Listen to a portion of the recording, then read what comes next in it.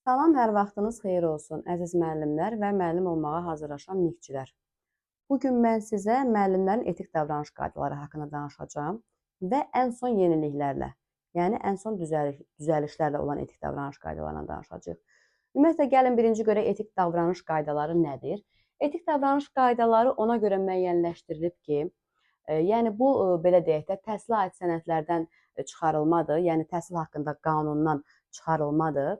Etik davranış qaydaları ona görə müəyyənləşdirilib ki, məktəbdə, ümumi təhsildə sağlam ab-hava olsun, sağlam psixoloji ab-hava, valideynlərlə müəllimlər arasında, eyni zamanda müəllimlərlə müəllimlər arasında, cəmiyyətlə müəllimlər arasında münasibətlər sağlam olsun, belə deyək, psixoloji cəhətdən, emosional cəhətdən sağlam, işgüzar bir münasibət olsun. Eyni zamanda təhsil verənlərə cəmiyyət tərəfindən hörmət, təhsil verənlərin nüfuzunun yüksəldilməsi və eyni zamanda təhsil müəssisəsinin fəaliyyətinin səmərəliliyinin, şəffaflığının artırılması məqsədi ilə təyin olunub bu etik davranış qaydaları və hər bir müəllim bu etik davranış qaydalarına əməl etməlidir. Gəlin görək, birinci etik davranış qaydamız nədir? Ən birinci qanunçuluqdur. Yəni, ən son dəyişiklikləri, əvvəl buna qanunun aliliyi deyirdilər, indi adı dəyişilib olub qanunçuluq. Qanunçuluq nədir? Yəni, müəllim Azərbaycan Respublikasının Konstitusiyasının, eyni zamanda Azərbaycan Respublikasının qanunlarının, Azərbaycan Respublikasının tərəfdar çıxdığı beynəlxalq müqavilələrin və digər normativ hüquqi və normativ xarakterli aktların tələblərinə əməl etməlidir. Yəni, bu nə deməkdir? Yəni, biz müəllim olaraq Azərbaycan Respublikasında qanun qəbul olunmuş bütün qanunların tələblərinə əməl etməliyik. Başda konstitusiyamız olmaqla bilirsiniz ki, bütün qanunlar neyiniyir? Konstitusiyaya köklənir, yəni konstitusiyadan bəhrələnir. Başda Azərbaycan Respublikasının konstitusiyası olmaqla biz Azərbaycan Respublikasında olan bütün qanunlara, yəni qanunlarımız çoxdur, əmək məcəlləsi var, yəni bizə aid olanları deyirəm, təhsil qanunu var, sonra belə deyək də, çoxdur, cinayət məcəlləsi var, mülki işlər haqqında, ailə məcəlləsi var və s. və ilaxır. Bütün bu qanunların deməli biz nə etməliyik? Tələblərinə əməl etməliyik. Eyni zamanda Respublikamızın tərəfdar çıxdığı, yəni qəbul etdiyi beynəlxalq normativlər də, yəni beynəlxalq qanunlar da, müqavilələr də bunun daxilində olmaqla. Yəni, bu bizim, belə deyək ki, müəllim olaraq bizim borcumuzdur. İkinci məsələ vicdanlı davranışdır. Vicdanlı davranış, yəni müəllim vicdanlı olmalıdır. Vəssalam. Müəllim vicdanlı olmalıdır. Müəllim hər şeyə belə deyək, adekvat yanaşmalıdır. Dərsini keyfiyyətli keçməlidir, səmərəli keçməlidir. Yəni, adətən biz el arasında belə bir söz deyirik ki, vicdanlı müəllim heç vaxt dərsini boş-boşuna keçməz, yola verməz. Yəni, biz onu öz vicdanına buraxmışıq. Belə sözlərdən istifadə edirik. Vicdan nədir? Vicdan insanın daxilində olan bir hissiyatdır ki, yəni insan vicdanlı olmalıdır. Yəni, dərsini keyfiyyətli keçməlidir, səmərəli keçməlidir. Müəllimin dərsində nə boşluqlar görürsə, bilin ki, vicdanlı davranışda problem var. Yəni, əvvəllər peşəkar, fərdi məsuliyyət və peşəkarlıq deyilən bir etik davranış qaydası var idi. Bəzi şeyləri onda seçirdik, indi o yoxdur artıq. Onu dəyişib eləyiblər vicdanlı davranış. Peşəkarlıq və fərdi məsuliyyətə aid nə gördünüz? Bilin ki, burada vicdanlı davranışdan söhbət gedir. Vicdanlı davranışda, yəni müəllimin fəaliyyətində çatışmayan nə varsa, bilin ki, hamısında vicdanlı davranış pozulubdur. Yəni, söhbət nədən gedir? Məsələn, iki uşaq dalaşır, müəllim onları ayırmır. Müəllim təlim nəticəsinə uşaqların çatıb-çatmadığına baxmır, yola verir, dərsi keçir, gedir. Yəni, yoxlamır ki, bugün uşaqlar təlim nəticəsinə çatıb, yoxsa çatmayıb, keçir, gedir. Müəllim şagirdlərin summativ qiymətləndirilməsinin nəticəsini təhlil eləmir, şagirdlərə ondan bağlı bir inkişaf yönümlü bir tədbir görmür, planlamasına bir dəyişiklik eləmir. Müəllim şagirdlərə diferensial yanaşmır, bərabər imkanlar yaratmır. Bunun hamısı nədir? Bunun hamısı vicdanlı davranışdadır. Bunun hamısı vicdanlı davranışdadır. Yəni, belə deyək də, vicdanlı davranışda dərsdə olan bütün pozuntu davranışlar, konfliktlər və s. Yəni, dərsin idarə edilməsində olan boşluqlar varsa, biz test olaraq nəyə götürəcəyik? Vicdanlı davranışı götürəcəyik. Yəni, keyfiyyətli və səmərəli olmalıdır. Eyni zamanda müəllim vicdanlılıq nümunəsi olmalıdır. Gəldik üçüncüyə. Üçüncü loyallıqdır. Loyallıqda söhbət nədən gedir? Loyallıqda, yəni müəllim, təhsil verən, onun vəzifəsinə aid olmadığı halda işlədiyi və digər təhsil müəssisəsi haqqında, eyni zamanda dövlət orqanları haqqında, onların fəaliyyəti haqqında ictimai mülahizələrdən, çıxışlardan, onların fəaliyyəti ilə bağlı ictimai qiymət verilməsindən çəkinməlidir. Bu nə deməkdir? Yəni, müəllim ictimai mülahizələrdən çəkinməlidir. Nə öz məktəbi haqqında, nə digər məktəb haqqında, nə dərs vəsaitləri haqqında, başqa dövlət orqanları haqqında müəllim ictimai mülahizələrdən çəkinməlidir. Əgər bu bizim vəzifəmizə aid olmayan bir məsələdirsə, yəni biz bunu müzakirə obyekti eləməməliyik. Biz ümumiyyətlə təhsili, məktəbi, vəsaitləri müzakirə obyekti eləməməliyik. Var belə müəllimlər ki, özü məktəbdən çıxır, özü o məktəbdən çörək yeyir, özü o məktəbdə işləyir, amma çıxır gəlir qonşunun içinə deyir ki, əşək, havayı şeydir, dərs keçmirlər ki. Siniflər hamısı qalıb belə, dərs keçən yoxdur, keyfiyyət yoxdur, dərsliklər pis gündədir, dərsliklər qane eləmir. Yəni, bu loyallığın pozulmasıdır. Əksinə, biz təhsil müəssisəmizi pisləmək bizim özümüzü pisləməyimiz kimi bir şeydir. Biz də o müəssisənin, o təhsilin bir iştirakçısıyıq. O təhsil verənik biz. Təhsil ötürənik, təhsil verənik. Yəni, biz loyallığı qorumalıyıq. Müəssisəmiz haqqında artıq əksik bir söz olarsa ona aydınlıq gətirməliyik. Başqa bir təhsil müəssisəsi haqqında haradasa bir kənar yerdə məsələn, lazımsız söhbətlər varsa biz əksinə müdafiə eləməliyik, ona bir aydınlıq gətirməliyik. Yəni, biz kənar mülahizələrdən çəkilməliyik. İstəyir öz məktəbimiz haqqında, istəyir başqa məktəb haqqında, istəyir hansısa bir təhsillə əlaqəsi olmasın dövlət orqanı haqqında nə etməliyik? İctimai qiymət verməkdən çəkinməliyik. Yəni, burada söhbət qanunsuz fəaliyyət varsa o heç. Görürsünüz burada nə yazıb mötərizənin içində? Qanunsuz fəaliyyət istisna olmaqla. Bu o demək deyil ki, müəllim qanunsuz fəaliyyətlərə göz yummalıdır. Qanunsuz fəaliyyət istisna olmaqla. Yerdə qalan, belə deyək, istəyir rəhbərlik haqqında, istəyir dərslik haqqında, istəyir müəllimlər haqqında, ümumiyyətlə təhsil haqqında mənfi rəylərdən çəkinməliyik. Bəzən olur ki, müəllimlər öz məktəblərini tərifləyər, digər məktəblər haqqında mənfi fikirlər deyirlər. Məsələn, bizim məktəbimiz çox yaxşıdır, amma filan məktəbin uşaqları o məktəbdə yaxşı təhsil keçirilmir, o məktəbdə tədbirlər yaxşı təşkil olunmur və s. və ilə axır. Bu da loyallığın pozulmasıdır. Görürsünüz burada nə deyir? İşlədiyi və digər təhsil müəssisələri, eyni zamanda digər dövlət orqanları, onların rəhbərlərinin fəaliyyəti ilə əlaqədar nə etməliyik? Tənqidi mülahizələrdən çəkinməliyik. Burada bu birinci bəndidir. Görürsünüzmü? Bu birinci bənddir. Loyallığın ikinci bir bəndi var. İkinci bənddə nə deyir? Deyir ki, təhsil verən öz fəaliyyəti ilə bağlı mediada və sosial şəbəkələrdə çıxışlarında çalışdığı müəssisə tərəfindən müəyyən olunmuş qaydalara əməl etməlidir. Biz fəaliyyətimizlə bağlı, yəni məktəblə bağlı, fəaliyyətimizlə bağlı mediaya və yaxud da sosial şəbəkələrə hansısa bir, belə deyək, verilişə dəvət olunmuşuqsa və yaxud da ki, hansısa bir sosial şəbəkədə bizdən soruşurlar, bir müsahibədəyik və s. Biz nə etməliyik? Çalışdığı müəssisəmiz tərəfindən müəyyən olunmuş qaydalara əməl etməliyik. Yəni, o qaydalara zidd çıxışlar etməməliyik. Bu da oldu, deməli, loyallığın ikinci bəndi. Sonra gəldik mədəni davranış.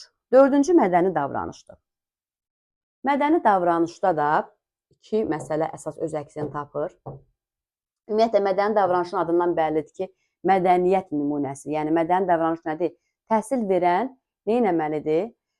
Təhsil prosesinin bütün iştirakçıları ilə mədəni davranmalıdır, qarşılıqlı hörmət əsasında münasibət qurmalıdır. Yəni, mədəniyyət deyəndə nə başa düşürük? Nitqimiz, duruşumuz, özümüzü aparmağımız, danışığımız, belə deyək, səliqəmiz, nitqimiz, özümüzü aparmağımız, qarşımızdakına verdiyimiz cavab, təmkinimiz, səbrimiz, burada hər bir şeydən söhbət gedir. Nəzakətli olmalıdır, təmkinli olmalıdır. Təhsil verən iradlara açıq olmalıdır. Bax, bu əsas məsələlərdən biridir. Təhsil verən nə etməlidir? İradlara açıq olmalıdır. Bax, burada iki məsələ var.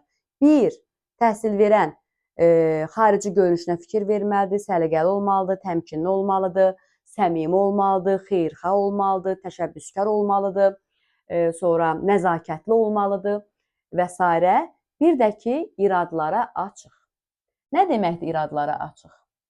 Yəni, tutaq ki, mən dərs keçirəm, tarixdən dərs keçirəm, mənim iş yoldaşım gəlib oturub mənim dərsimdə. Baxın, iradlara açıq. Və bunun ikinci məsələsi budur, iradlara açıq olmalıdır. Yəni, iradlara açıq nə deməkdir? Mən dərs keçirəm, mənim bir kolleqam gəlib oturub mənim dərsimdə və mənim, məsələn, o dərsdə çatışan və çatışmayan şeylər deyir ki, müəllimə, bunu eləsəydiniz daha yaxşı olardı. Məsəl üçün, müəllimə, xəritəni biraz balaca götürmüşdünüz. Nə bilim, o qədər səhvsiz insan yoxdur. Mümkün deyil ki, bizim dərsimizdə hər bir şey 5-də 5 olsun. Yəqin ki, bir çatışmayan bir... O bizə iradı o mənada bildirmir ki, yəni sən pissən, mən yaxşıyam. Yəni, düzəl, əslində biz nə etməliyik? Biz bir-birimizə iradlar bildirməliyik ki, bizdə inkişaf olsun.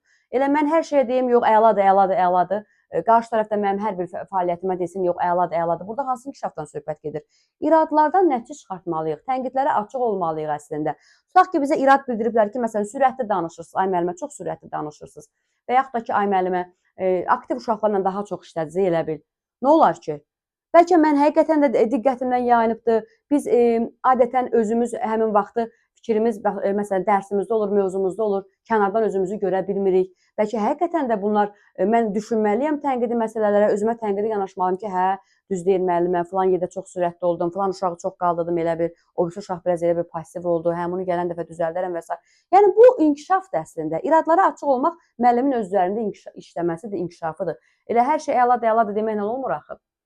Hə, burada da yəni deyir, xarici görkəminə, bəli, xarici görkəminə fikir verməlidir. Eyni zamanda çalışdığı təhsil müəssisəsinin daxili nizam intizamına uyğun olaraq nə etməlidir? Xarici görkəmi də həmin o daxili nizam intizam qaydalarına uyğun təşkil olunmalıdır. Yəni, biz deyirik, fikir verməlidir. Yəni, daxili nizam intizam qaydasına nə göstərilibsə, o olmalıdır. Ona görə də, deməli, mədəni davranışda da bu var. Sonra gəldik qərəzsizlik. Qərəzsizlik nədir? Adından bəllidir də, məsələlərə qərəzsiz yanaşmaq. Təhsil verən, yəni müəllim, öz vəzifəsini yerinə yetirərkən necə olmalıdır? Qərəzsiz olmalıdır.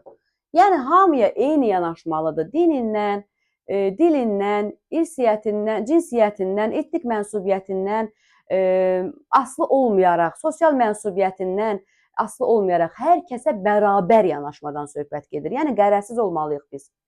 Qərəzsiz olmalıyıq. Təhsil alanlara, eyni zamanda təhsil prosesinin digər iştirakçılarına fərq qoymamalıyıq.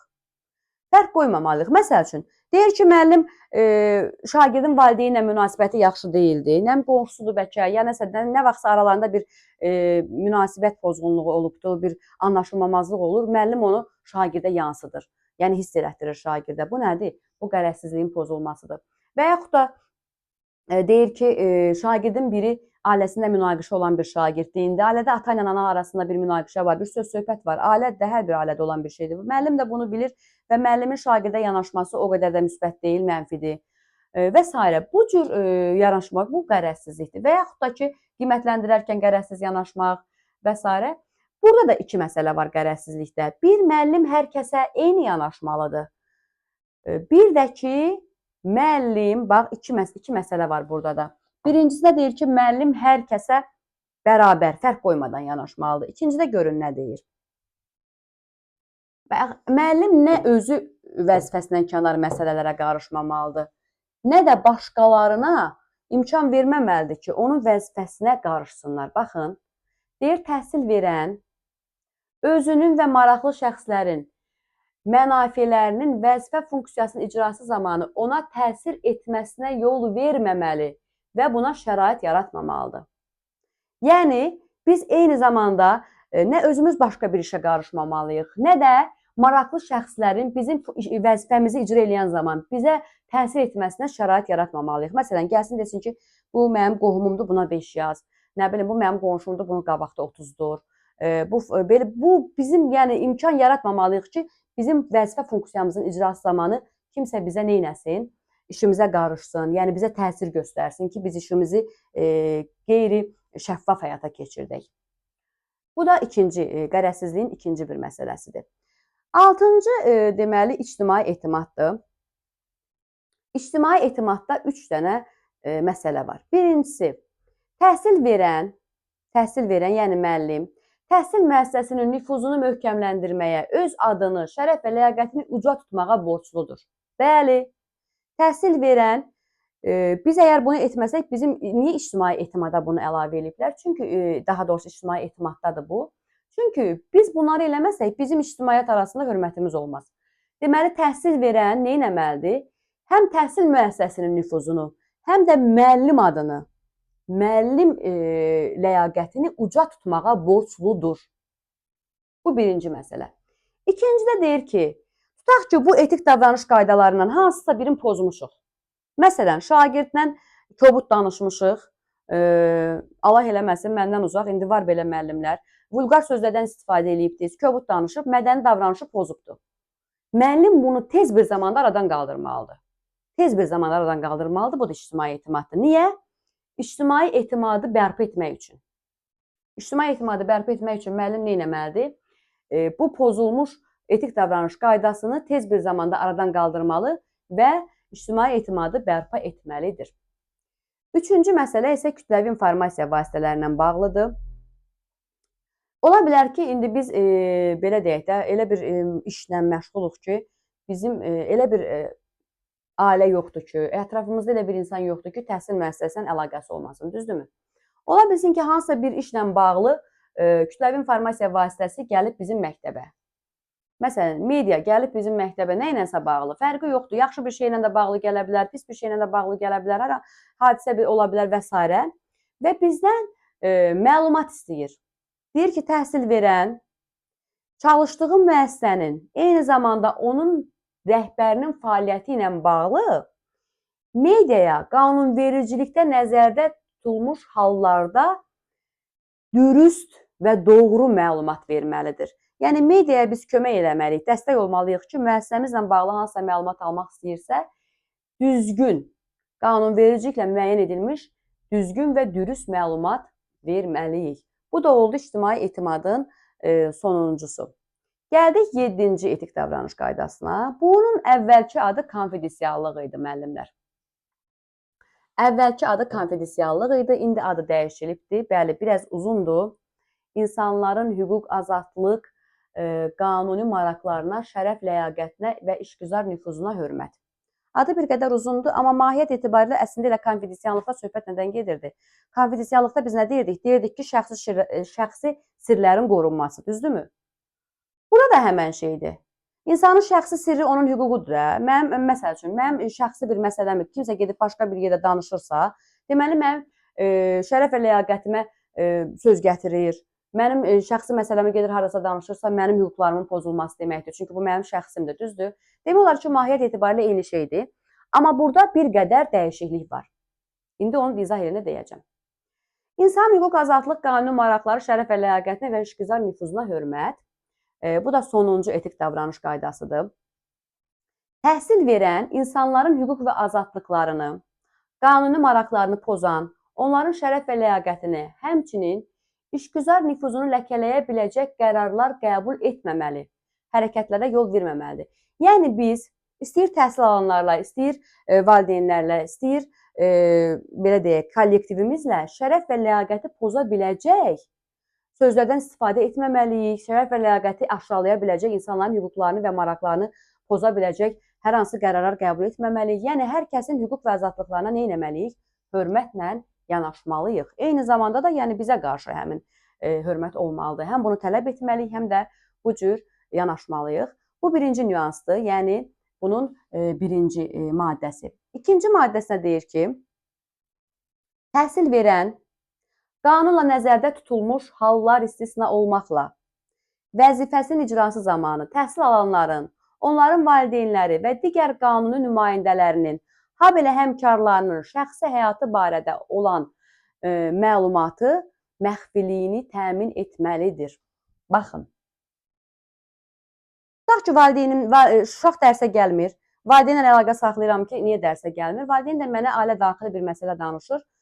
Yəni, bu ailə daxili bir məsələdir. Amma mən gəlirəm onu sinif iclası keçirdirəm, dərs davamiyyəti ilə bağlı sinif iclasıdır və burada açıqlayıram ki, Asifə dərsə gəlmir, bəs anasıyla danışdım, anası belə dedi, elə dedi. Bu nədir? İnsan hüquq və azadlıqlarına ziddir. Olmaz. Bunun məxfiliyini biz nə etməliyik? Qorumalıyıq. Eyni zamanda həmkarımla bağlı. İş yoldaşımın şəxsi həyatı ilə bağlı bir məsələ mənə məlumdur. Yəni, bunun məxfiliyini mən qorumalıyam. Amma burada bir istisna məsələ var. Qanunla nəzərdə tutulmuş hallar istisna olmaqla. Məsələn, qanuni qaydada məndən soruşurlarsa, yəni qanun tələb edirsə ki, mən bu məxfiliyi danışım, nəsə bir hadisə var, nə bilim, hər hansı bir polis orqanları gəlib məndən izahat alır və s. Bu zaman bu heç, bu qanuni qaydadadırsa, yəni qanundan kənar deyilsə, bu zaman o heç, bu başqa məsələ. Üçüncüsündə nə deyir? Təhsil verən vəzifəsinin icrası ilə bağlı ona məlum olan xidməti məlumatların məxfiliyini qorumalı, ictimailəşdirməməli, özünün və digər şəxslərin mənafe üçün istifadə etməməlidir. Deməli, xidməti məlumat nə deməkdir? Yəni, bizim məktəbə aid. Tutaq ki, ancaq bu məlumatı ancaq məktəb daxilində bilməliyik. Rəhbərlik bizə deyib, yəni bu məxfi bir məlumatdır, xidməti bir məlumatdır. Mən onu da gedib qonşumun yanında danışmamalıyam, nə bilim, kimisə yanında onu aşmamalıyam. Yəni, xidməti məlumat deyəndə söhbət bizim işimizlə bağlı məlumatdan söhbət gedir. Biz bunu da qorumalıyıq. Artıq bura bir məsələ gəlir. Əvvəl konfidensiallıqda ancaq şəxsi məsələlərin qorunması deyirdi. Amma artıq nə edib? Bura xidməti məlumatların məxfiliyinin qorunması məsələsi də bura gəlib. Bir də ki, əvvəl insanların hüquq və azadlıqlarına hörmət qanunçuluqdaydı. İndi onu artıq orada yazmayıblar. Çünki artıq elə sırf o adla bağlı bir maddə olduğuna görə insanın hüquq və azadlıqlarına hörmət nə olacaq? Həmən bu maddə olacaq. Vəssalam, etik davranış qaydaları da bu qədər. Qısaldılıb, yəni əvvəl 8 maddə idi, indi 7 maddə olubdur və dəyişiklikləri də mən sizə nə etdim? Nəzərinizə çatdırdım. Təhsil verən nə etməlidir? Bu etik davranış qaydalarına riayət etməlidir. Yaxşı, təhsil verən bu etik davranış qaydalarına riayət etməsə nə baş verər? Təhsil verən işdən azad oluna bilərmi?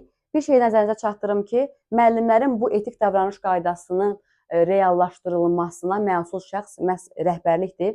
Rəhbərlik müəllimləri bunun etik davranış qaydaları ilə bağlı məlumatlandırmalıdır və eyni zamanda özü də bu etik davranış qaydalarında rol model olmalıdır, özü də bunların hansına riayət eləməlidir və müəllimlərin də bütün bu etik davranış qaydalarına riayət etməsini sağlamalıdır. Yəni, müəllimlər də, yəni belə deyək də, bu etik davranış qaydalarını riayət etməsinə yönəltməlidir. Amma ola bilər ki, indi dəfələrlə rəhbərliyin deməsinə baxmayaraq bu etik davranış qaydalarının hansısa biri pozulur. Bu işdən azad olunmaya gətirib çıxarda bilərmi? Bəli, gətirib çıxarda bilər. Etik davranış qaydalarına görə işdən azad olunan müəllim, işinə xitam verilmiş müəllim ümumiyyətlə pedaqoji fəaliyyətlə məşğul ola bilməzmi? Ola bilər. 1 il müddətinə. Əgər bu etik davranış qaydalarını pozduğuna görə işdən azad olunubsa, işdən xitam verilibsə o müəllimin, deməli, o müəllim nə edə bilər? 1 il fəaliyyətlə məşğul olmaya bilər. 1 ildən sonra yenidən MİQ imtahanlarında iştirak edib, yenidən fəaliyyətlə məşğul ola bilər. Bir də burada bir məsələ var. Müəllimlər hansı hallarda, belə deyək də, rəhbərin tapşırıqlarını yerinə yetirməlidirlər və yaxud da hansı hallarda yetirməməlidirlər. Deməli, əgər rəhbərlikdən bizə bir tapşırıq gəlirsə, əgər bu tapşırıq qanuna zidd deyilsə, biz bunu yerinə yetirməyə borcluyuq. Yəni, qanuni qaydada bu tapşırığı biz etməliyik. Yəni, qanuna zidd burada heç nə yoxdur. Yəni, bu bizim işimizdir. Şifahi tapşırıq da ola bilər, yazılı tapşırıq da ola bilər. Yox, qanuna zidd hər hansı bir şeyin bizdən etməyimizi istəyirsə, biz nə etməliyik? Əlbəttə ki, ondan imtina etməliyik. Görürsünüz, burada belə bir cümlə var. Etik davranış qaydasının əməl olunmasına nəzarəti müəssisə rəhbəri həyata keçirir. Müəssisə rəhbəri kollektivi bu qaydalara tanış etməlidir. Eyni zamanda təhsil verənin bu qaydalara uyğunluğuna nəzarət etməli, onun təhlili və müzakirəsini aparmalıdır. Təhsil verənləri hüquqa və etik normalara zidd hərəkətlərə sövq etməməlidir. Etik davranış qaydalarını pozan təhsil verənlərin insan məsuliyyətinə cəlb edilməsi üçün tədbirlər görməlidir. Müəssisənin kollektivini və ictimaiyyəti bu qaydaların pozulması halları ilə bağlı həyata keçirilmiş tədbirlər barədə məlumatlandırılmalıdır. Bu qaydaların pozulmasının nəticələrin aradan qaldırılması, təhsil müəssisəsinə ictimai etimadın artırılması üçün tədbirlər görməlidir. Yəni, bayaq dediyim məsələ, sırf bunun məsuliyyəti də rəhbərin üzərinə düşür. Vəssalam, etik davranış qaydaları da bu qədər.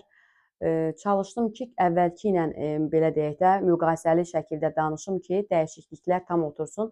Çünki bəzi müəllimlər 8 dənə olan, yəni əvvəlki etik davranış qaydalarını öyrəniblər deyə bir qədər çətin gəlir. Amma elə bir dəyişiklik yoxdur. Peşəkarlıq və fərdi məsuliyyət tamamilə çıxıb, ona aid olan bütün maddələr, bütün müddəalar vicdanlılıq olacaq və konfidensiallığın adı dəyişibdir. Vəssalam. Bir də əlavələri də dedim. Sağ olun, diqqətinizə görə təşəkkür edirəm.